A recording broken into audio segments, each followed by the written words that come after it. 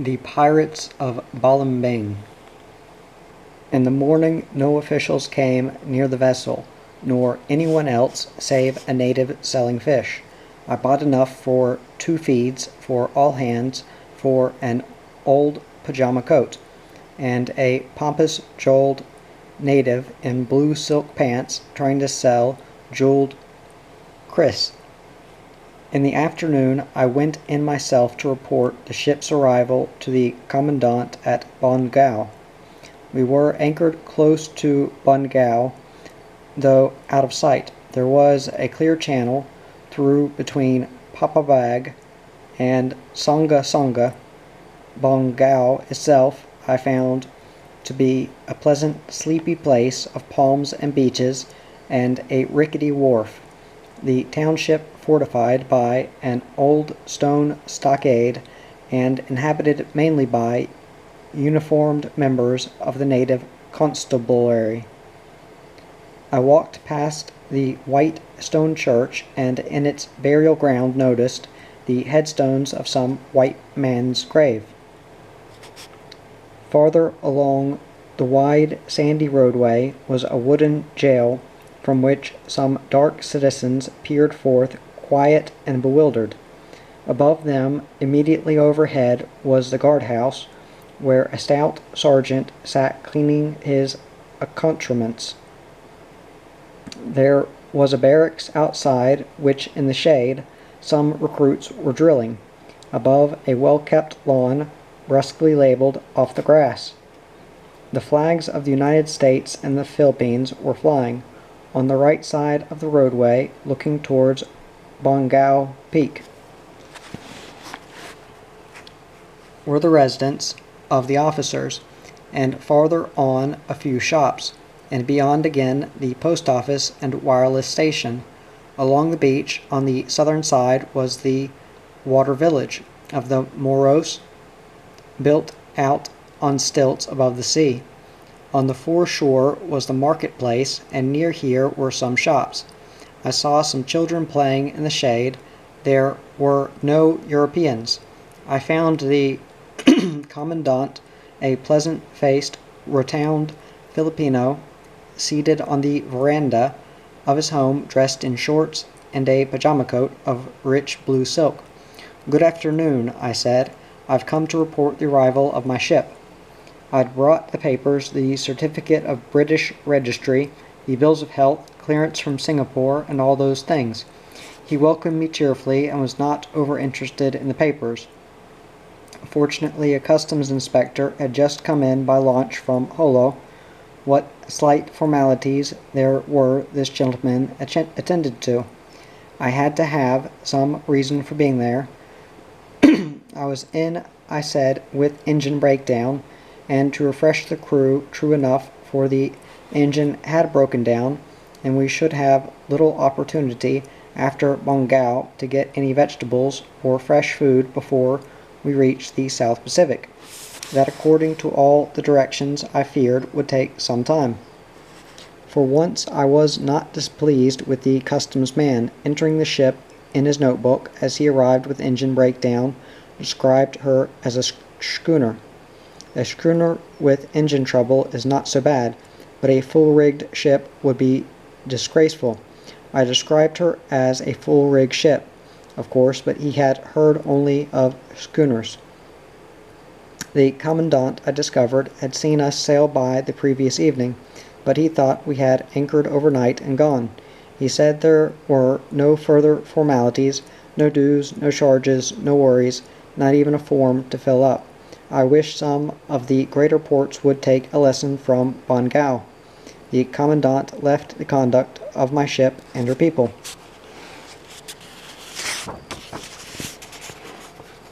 to me. She was an English yacht, and that seemed to satisfy him. I yarned with this pleasant man a while about Tawi and its history, and the history of his constabulary post. "It is a quiet place now," he says. "Trouble there is not much thieving. Sometimes there is a murder, of course. Sometimes a Moro runs amok and kills a Christian. The Moros, I gather, are the Solus, the original inhabitants, Muslims, said to have come from somewhere in the Malay Peninsular. They are not Filipinos. Their stronghold is the Sulu archipelago, of which Tawi-Tawi is the southernmost island and part of North Borneo. They are the subjects of the Sultan of Sulu, and have never come entirely under either American or Spanish influence. They and the Bahos, the gypsies of Borneo, and the Sulu Islands, who spend their lives in small boats, had formerly been left much to their own devices. The Bahos were quiet enough, a peaceful and inoffensive folk. It was the Moros who caused whatever trouble arose. Usually when they ran amok, they carved up a schoolteacher, not from any distaste for his honorable calling, but because the teachers were mainly Filipino Christians.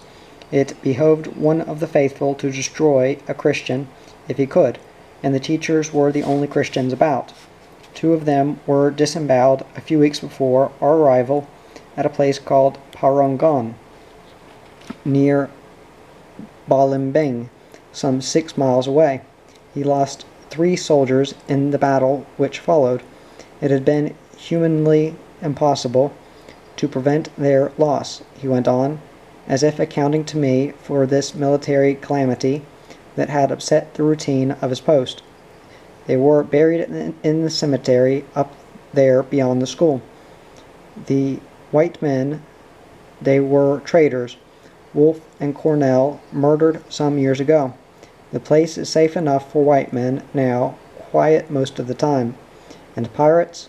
I asked, reminded of these gentlemen by his reference to Balimbing. They were out of business too. The American control had put a stop to that. The Spaniards had never really controlled Tawi-Tawi. After some skirmishes, they hadn't bothered much. As far as he could see, the people of Balimbing were a pretty bad lot. He believed that even now they would be pirates if they saw the chance. They had always been inclined that way. They were a warlike bunch too, he'd grant them that. They'd used to make raids in Celebes and northern Borneo, taking slaves for the market at Sarangani, but they made their last raid in the Celebes in 1912.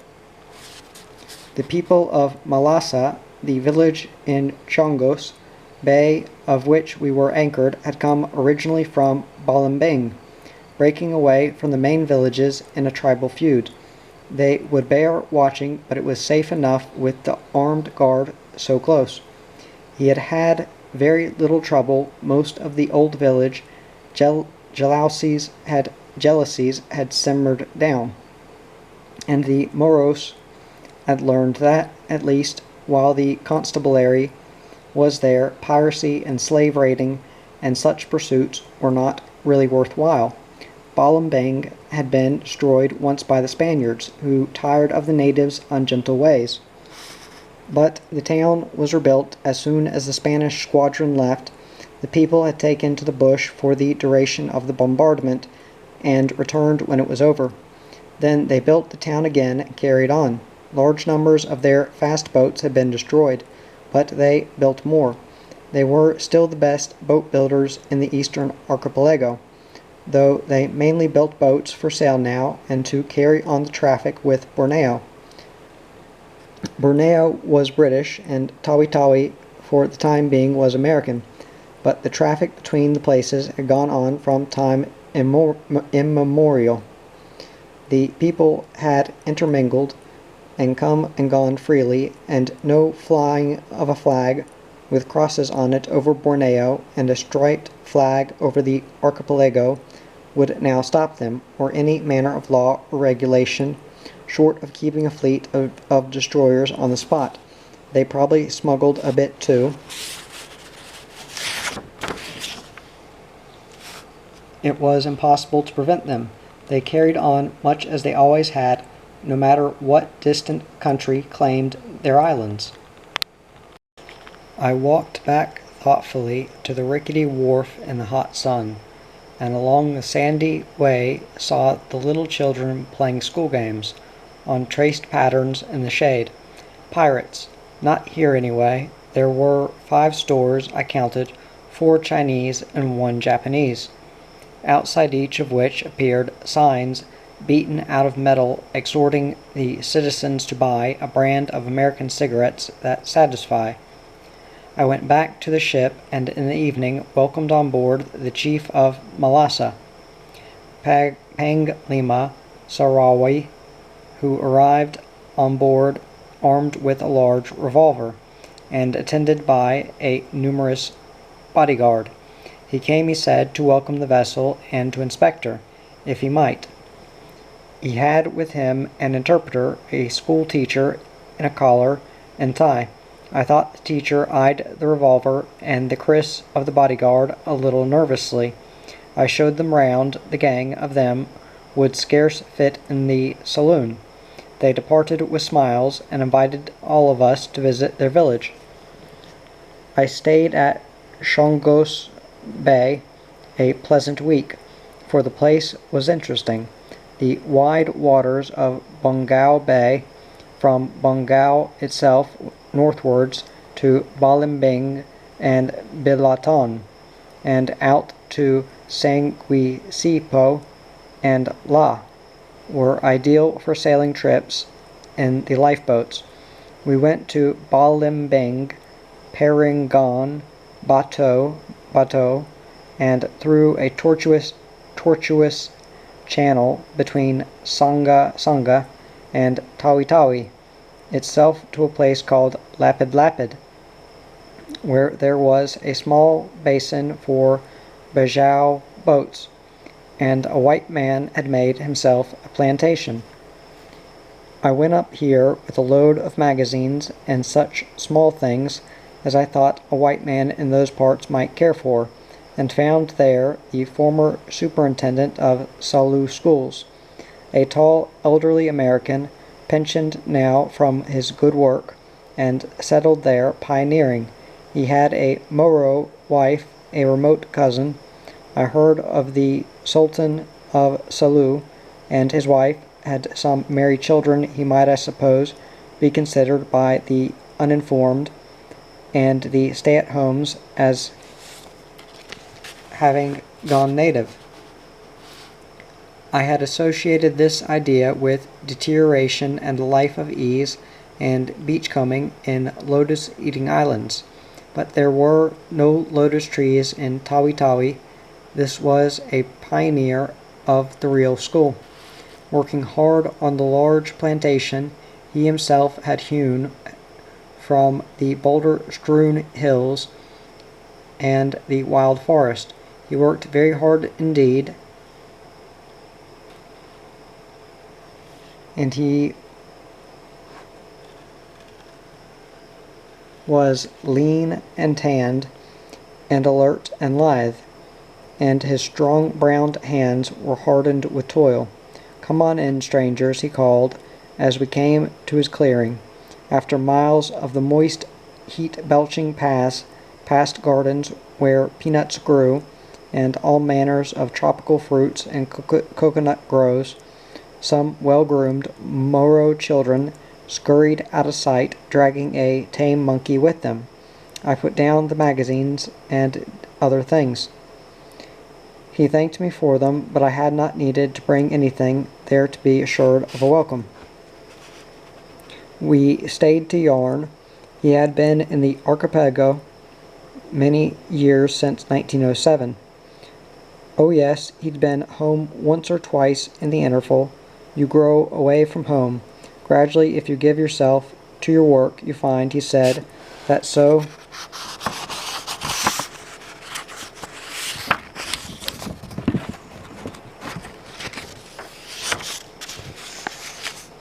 many of your interests grow, and your life is so centered there that when at last the time comes to go away, why, you stay. At home all things have changed, and every one has forgotten. You have been cut off from that and cannot re-enter. The home you remember is there no more, and if you return, It is as a ghost of the long past to wander idly a few years, lost in unshared reminiscence, and then to die. No, he had stayed. "I'm kind of caught out here," he said, in answer to the rather foolish question from somebody whether he liked it. No, he didn't so much like it. It had grown around him. So here he was, with a large plantation from which he was trying to produce all manner of things. On it many native families had settled, and in the little port, with the rocks and the fish steaks and the clear water, Bajau boats found refuge. The father of the island, they called him in Bengal, generous and kind. It was a native who told us of him. That was the place, he said, to get refreshments. Anything on his plantation he would share, gone native. I wish a like disease would take us all. He had no comforts. He had made no attempt to set up a Dutch home. His house was plain and very simple. He was no exploiter of the people. He had taught them and trained them over many years, and now in his declining days was turned pioneer among them. The morose do little pioneering themselves. They are satisfied seemingly to stay in their stilted villages over the water, finding their livelihood mainly in the sea, nursing their grievances, harboring their ill feelings and their jealousies, armed one against the other. From this white man they had a noble example of another way of life. This teacher who plodded barefoot in the steamy fields he had cut out from the bush and tilled the soil. He was the pioneer, and he was doing the pioneering, fighting the overabundant forest in that hell heat, stemming the all-powerful efforts of those great producers, the rain and the sun, and sinking all his pension, which would have made a pleasant retirement in America more than possible, to keep things going. Much of Tawi-Tawi, good soil as it is pig-ridden and infested with mosquitoes. The market for its products, copra, peanuts, bananas, and such things, is greatly depressed. The pioneer in these days works hard for scant reward. He was rather behind on things, he said. He was out of the world. We were the first whites he had seen for a long time. Indeed, the greatest number of whites who had ever been to Lapid. We were 5. He had formerly subscribed to a few good periodicals, but things were bad. His subscriptions had run out, and now nothing came to him. He had his news from such pages of old copies of the San Francisco Journal as the Chinese storekeeper in Bengal wrapped round his few purchases. By this means he had heard recently of the default of the European nations on their American debts. What had come over them, he asked. Did they want the money to prepare for another war? He walked back with us in the late afternoon towards our boat. We talked a lot. The heat belched from the hot earth as if a fire door had been flung open in the stokehold of a giant liner, and the crust of the earth had hardened, though it was raining slightly when we came. He walked with us and talked of nations and of peoples. All is greed, he said in the end. I am better here.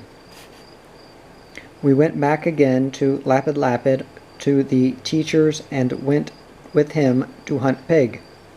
The willy boar was absent then, but we brought down a buffalo, a rather domesticated animal, I regret to say. But we needed meat. It would all be eaten before it spoiled. It was steaming hot, as usual, in the open paths. One's clothing, though it was only a light shirt, stuck to one's back, and the heat was almost insufferable.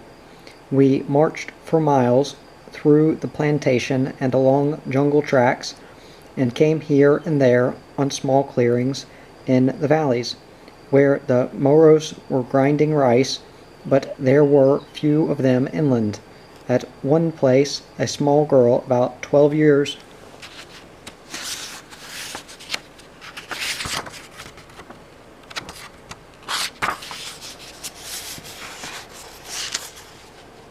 old was skillfully wielding a piece of polished wood with which she banged at a great bowl of unhusked rice, lying on the ground, thump, thump, thump, and it looked so easy, and she was so young that some of the cadets offered to relieve her, but they could not husk that rice. She smiled. They did their best. That piece of wood was heavy, and the job was mighty hard. She took back the wood and went on with the job. It was nearly dark when we got the buffalo. In pitch blackness we began the march back to the boat. The way was by bogs and jungle and marshes and a precipitous stream. Carrying the animal, though it was a young one, was a prodigious task, a grim matter of setting one plodding foot before the other, slipping sometimes unseeing, prodded by branches and torn by thorns. The carcass was slung on a long pole and carried by 4 men, but the way was so difficult 2 could not walk abreast, and the dead beast collided with so many trees that after a mile we had to give up the idea of bringing it back whole and quartered it, the more stalwart of the fellows now each taking a quarter, weighty enough under those conditions. The smaller fellows brought up the rear with the skin and the heart and the guns. We slipped in streams and slid down banks and wandered slowly on, and at last, when the meat was delivered safely and portioned out, swore we would never again undertake such a journey, not even for beef steaks. The teacher had the children looking their best that day to have their photographs taken, an experience that they had not suffered before. He himself had put on a pair of shoes, but I saw that he took them off to walk the bush. He paid us a visit on board, and on the Sunday bringing his little girl, who danced and sang, and a bag of peanuts, and a great deal of fruit and things very good of him and very welcome. I liked that man. I hope for him that he may long continue to live out his days pioneering in the Salu bush, for I was that he was profoundly happy there, for I saw that he was profoundly happy there, happy without any of the things usually thought necessary, happy with his living and all his kindnesses, his ideals and his work. The Panglima Sarawi, a pleasant countenanced man of middle age, whose usual attire consisted of a fez, a shirt, a sarong, and a large revolver. This he had a permit to carry as a head man, mere datus, and such could have the kris, many of which were old and very beautiful, and all had bolos, put on an expedition of Moro dancing for us at his home in Malasa. His home was a spacious, airy, and not unbeautiful dwelling of rough wood, situated in the best strategic position of the village, which stood on piles in the sea. Beyond it were reefs which would worry a stranger. The shore nearby was rough and overgrown with jungle. One crazy, dangerous bridge, constructed largely of the rotten bottoms of long-defunct canoes, connected the village with the beach. Over this you proceeded at your peril. Nearby, on the beach, they built their boats. A little distance inland was a clearing where they grew things, though in truth not much. They are excellent boat builders at Malasa, building quite large vessels. We saw some of these beneath the trees where they were being finished. They were high in the ends like the old Vikings, craft beamy, with great sheer and great flare. The Salus have been building this kind of boat for centuries. They are seaworthy, able, and fast vessels, and many of them are beautifully decorated and carved. An even crazier bridge than that to the shore connects the row of houses. Naked brown children scamp about and chatter and stare, and two little boys bail out a waterlogged fishing canoe by the foreshore. Some of the elders have a dirty look, piratical enough to outward appearances, but they say nothing and do nothing except to crowd in at the dance.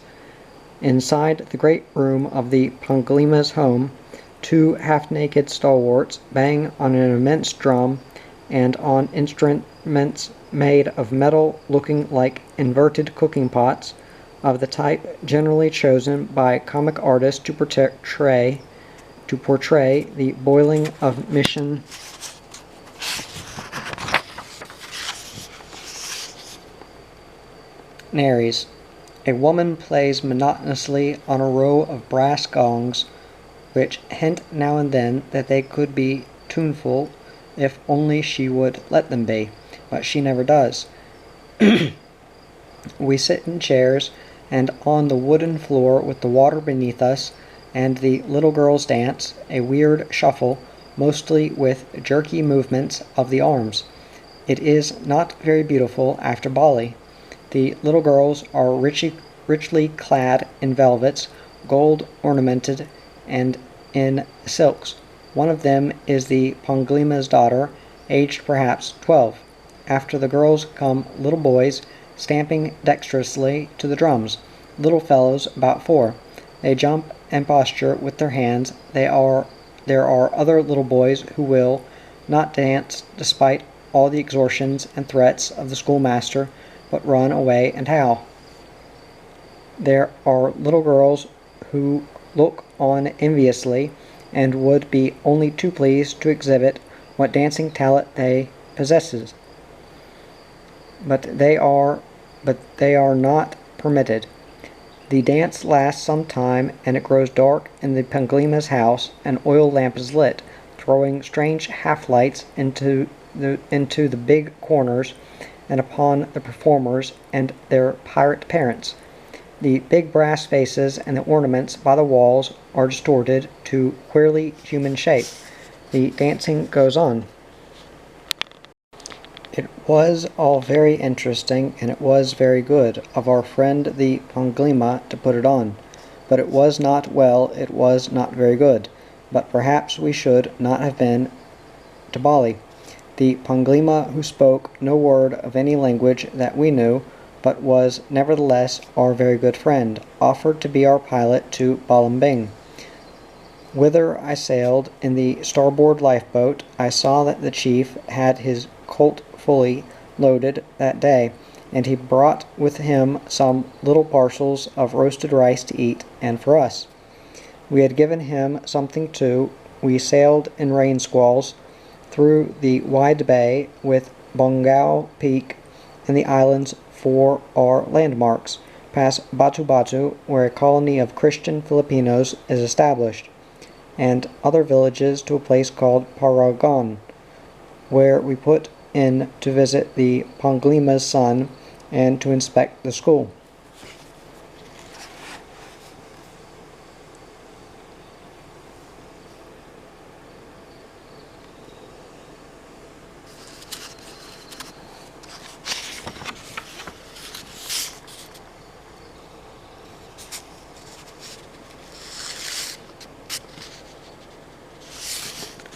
The school was new, just completed, erected to replace the structure in which the 2 teachers were murdered and the 3 soldiers died.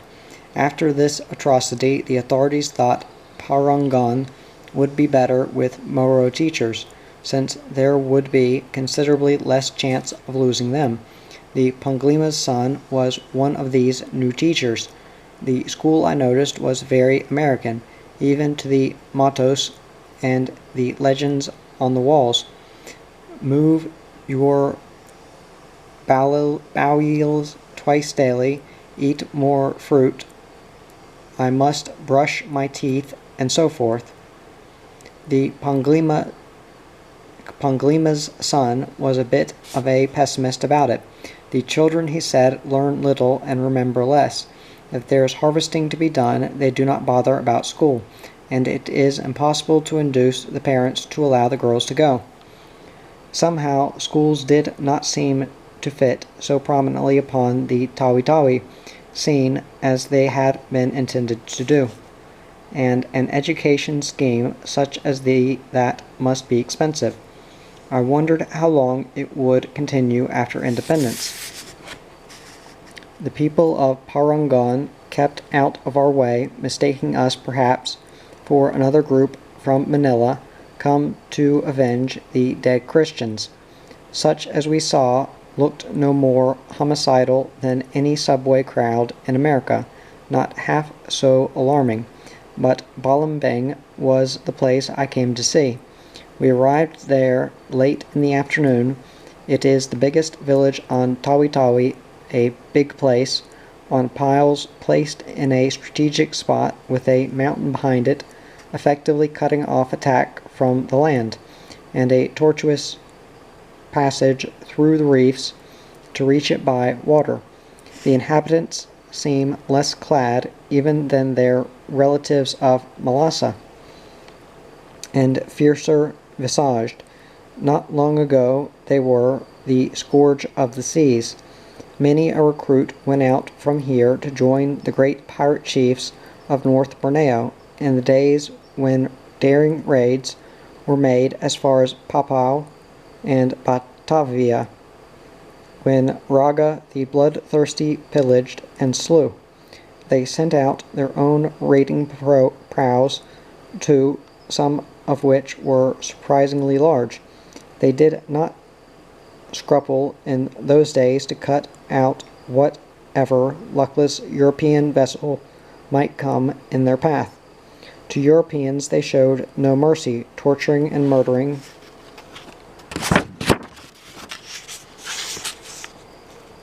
them in fiendish glee. They thought all whites were Spaniards and took their revenge for the iniquities and the tortures the Spanish heaped upon them. The Spaniards had some curious ideas about colonization in those times. Raga himself and more than one of his chief underlings had hidden at Balimbing and on the small islands that form a maze from here to the northern end of Tawi-Tawi.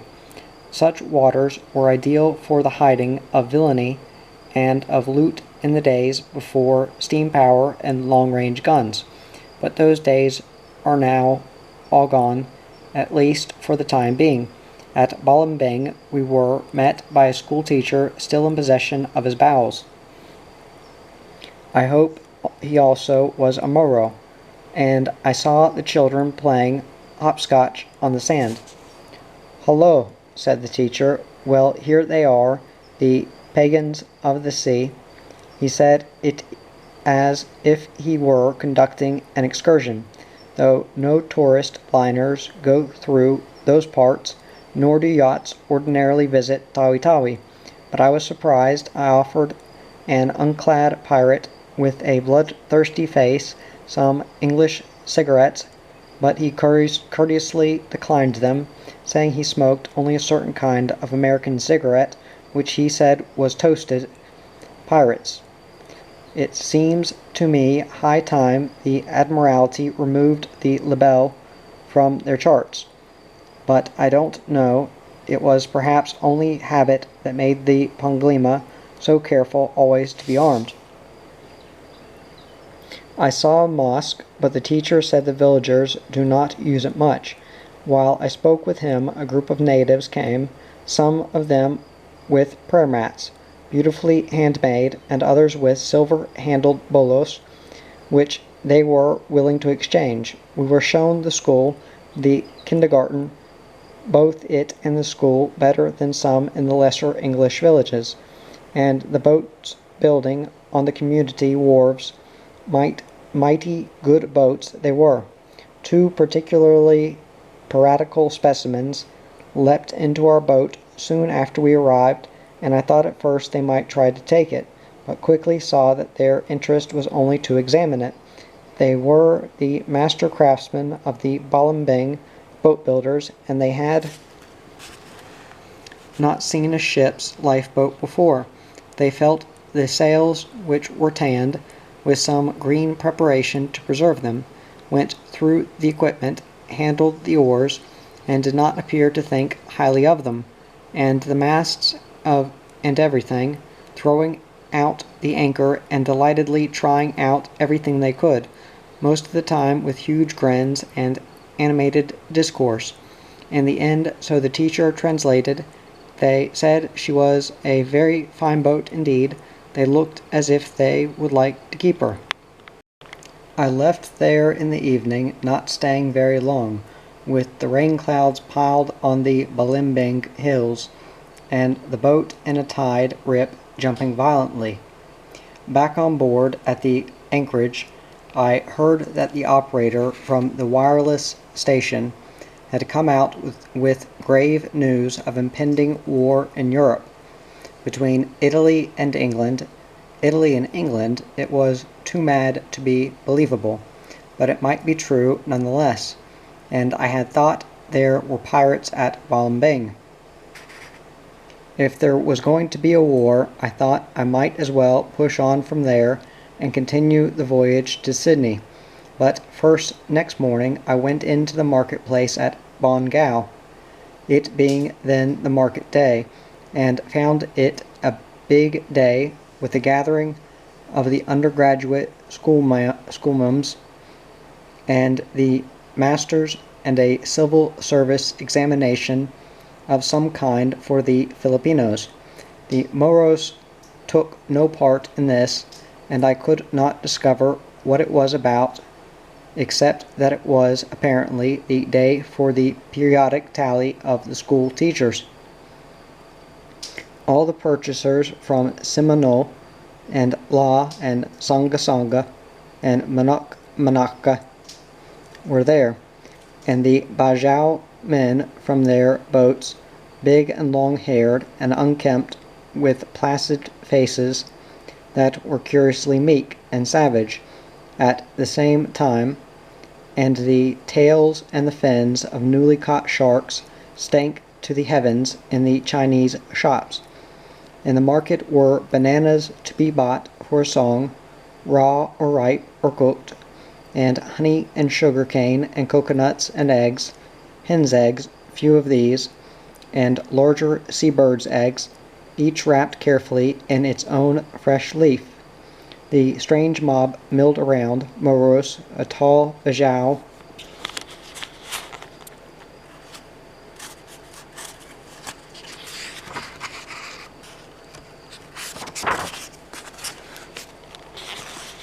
spending the proceeds of a successful shark hunt. Here and there a datu or a hadiji, though these were few. The market is an open pavilion in that part of the bay by the village on stilts, where the Moros live. In a corner a woman fried banana fritters with coconut oil, and little children on the outskirts of the crowd scampered on the crazy boards, laughing and playing. The inhabitants were strangely attired, but European garments of a kind were much in evidence. Datu Amaral, he of the blue silk pants and the jeweled Chris, who was on board the first morning, was in town for a council meeting. He was, I gathered, a councillor for Malasa and those parts. Datu is a title meaning prince of sorts, but there seem to be many titles here, many titles, and not much respect for any of them. He was attired in raiment that would have put him instantly on any Hollywood payroll, white silks, flowing and gold-studded, with a jeweled Chris across his back. Very grand. He posed for his photograph, looking quite satisfied. I gathered my purchases, sending them back on board. I'd bought as many bananas as possible.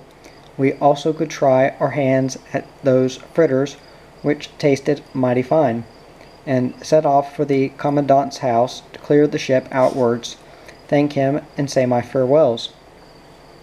But there was no clearing of the ship to be done, no dues, no papers, no clearance. You've all been quite and well behaved, and everybody's been pleased to see you, he said. Why, when you were ready just to go, that was a good commandant. It was evening when I got back to the ship, all hands turned in, except the watchman, to get a good night's rest before the long passage to the South Pacific. I meant to sail at daylight in the morning, but late that night we had as queer an adventure as occurred to us throughout the voyage. I scarcely gave it credence when I heard of it first, but it was perfectly true. Anyone acquainted with the outlook of the habits of the Salut Morose and the casual manner in which they contract matrimony will well understand it. The long and the short of it was that, while we slept in the night, the Panglima of Malasa came on board, complete with his revolver and his retinue, and what he sought was my youthful cadet Stormalong as prince consort for his daughter. I thought that kind of thing ceased happening 50 years ago. They came mysteriously, the watchman reported, in several boats, one of which was the chief's large boat in which there was an orchestra. There was an interpreter, not the teacher who asked for Stormalong. Not by name, of course, since they did not know it, but as the small boy who saw the dance. The watchman said the boy was asleep. They came aboard. All the boys were sleeping on deck in hammocks or rolled in blankets. The Panglima went carefully over them all, looking for Stormalong with a flashlight. The hard case they found Dennis, Dave, Harry, John, Twynham, but no Stormalong. At last they discovered him sleeping on the forecastle head. The Panglima awakened him and asked him at once would he like to stay at Malasa. He wanted a white son. The interpreter said, would Stormalong stay? He could be married to the little girl if he liked. They seemed to take it for granted that he would like. The Panglima grinned encouragement. Stormalong, rudely awakened, and never at his best when he has just been called, astonished, disbelieving, and somewhat dreamy, blinked. Was he dreaming? What was all this about? It gradually penetrated to him that it was no dream.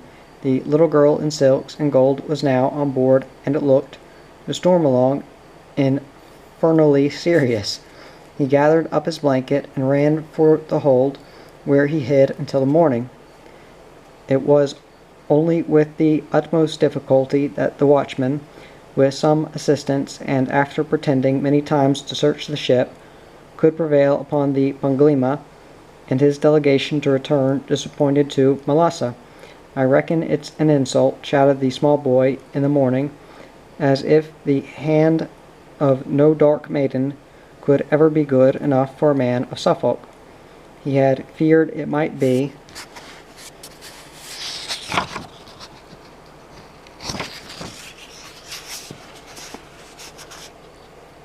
a decoy to eat him. The hard case, however, had no such qualms. What a career to cast aside! Prince Stormalong, White Chief of Malasa. The hard case wondered ruefully why the little girl had not chosen him. He could have had a good time for years, fishing and sailing on the bay, and the little girl was quite good-looking. I sailed, and the Panglima's orchestra came out to play farewell, a rather sad one. The little girl was not there, and we did not see her again. We passed out into the Sibutu Passage, going close under the Bengal Peak, the famous peak where the fabled tree of life is said to grow, to eat of the leaves of which will bring unending life. The inhabitants, being sensible people, do not try to reach it. It is inaccessible in any case, which is as well if it possesses that dreadful power, to live forever unchanged on earth. The ghastliness of such a fate is maddening to contemplate. It was on Bengal Peak, too, that the four giants lived, Bossi, Tainga, Pat, and Anjutal, famed in local legend. These are the gentlemen, the legends say, who once, when a Spanish legion was lying waste, Tawi descended from their home among the clouds of the peak, and bending in a row with their sterns toward the legion, let loose their wind in a great gush that burned the Spaniards to instant death. Those were giants. The people who thought of them and treasured the legend could have had little regard for Spain. So I sailed standing down Cebutu Passage, beating against the monsoon until I could fetch the Sea of Celebes by way of the narrow strait between Seminole and Manaca. We came through this strait and stood on, but the wind dropped and we made very little progress.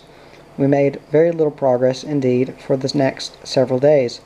5 days after leaving Tawi-Tawi, we could still see the island, and wrath was hot against the uncrowned Prince Stormalong for keeping us there by bringing the vengeance of the little princess upon us. Stormalong, wise young man, kept out of the way.